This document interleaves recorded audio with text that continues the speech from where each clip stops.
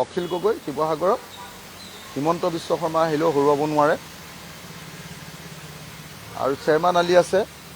যোন আহক বিজেপিৰ আহক কংগ্ৰেছৰ আহক চেয়াৰমান আলী হৰুৱাব নোৱাৰে আৰু ৰচিদ মণ্ডল আছে যোন আহক বিজেপি আহক এজিপি আহক কংগ্ৰেছ আহক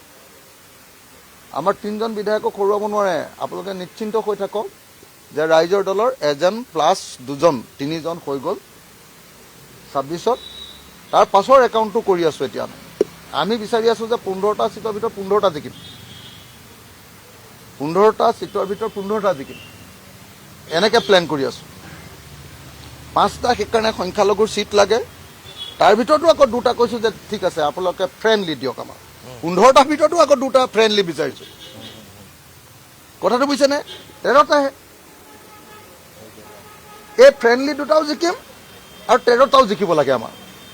15টাৰ ভিতৰত মই 15টা জিকিব লাগে তেতিয়াহে চৰকাৰখন হ'ব হয় নে নহয় কাইলৈ যদি মোক 15টা দিয়াৰ পাছত 15টা 13টালৈ গৈছে 15টালৈ যাবই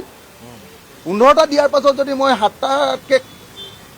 মানে 7:30টা মানে 8টাতকৈ যদি কম জিকো তেতিয়াহ'লে মইতো চৰকাৰখন ভাঙি দিলোঁ কথা নহয় জানো গতিকে মোক এনেকুৱা চিট লাগে যিকেইটাত আমাৰ সংগঠন ভাল আৰু যিকেইটাত কংগ্ৰেছৰ সংগঠন ভাল তাত কংগ্ৰেছে খেলক আৰু সংখ্যালঘু সিট আপোনালোকে নিজে দেখিছে 24টা মান আছে 24টা সিটৰ ভিতৰত মাত্ৰ 5টা বিচাৰিছো